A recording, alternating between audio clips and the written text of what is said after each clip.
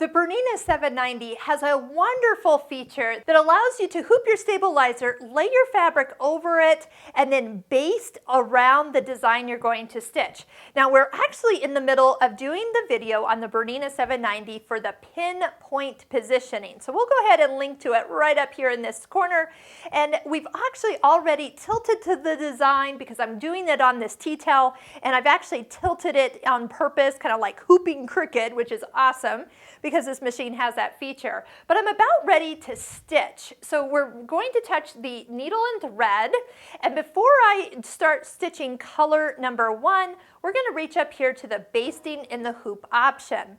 So it's going to go ahead and do this kind of rectangular shape around it.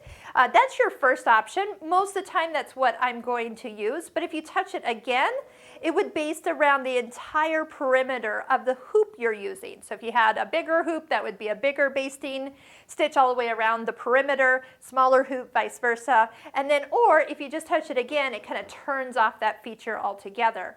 So I am going to go ahead, we're going to turn the basting box feature on, and then we're going to go ahead and stitch this out. Once the basting box is stitched out, it will go back to our first color of our design. I've touched the basting and the hoop feature, and we're just going to go ahead and attach the tea towel to that area.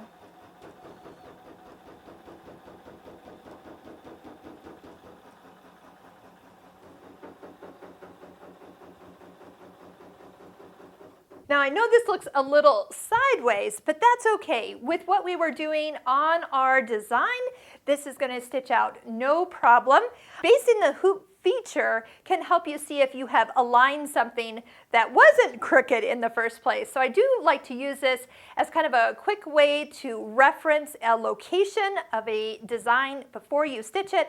If it's not perfect, you can always take out these stitches very easily before going on. After the design stitches out, it's really easy to take the stitches of the basting box out. I would recommend that you always work from the back side of the hoop because your stitches are a lot easier to catch. Remember, your tensions are pulled to the back side, so all you have to do is kind of take a seam ripper or small scissors and clip through the bobbin thread. Now we'll release it really easy, and then just in case you catch the fabric, it's not the fabric, it's the stabilizer, and it won't harm the front of your design.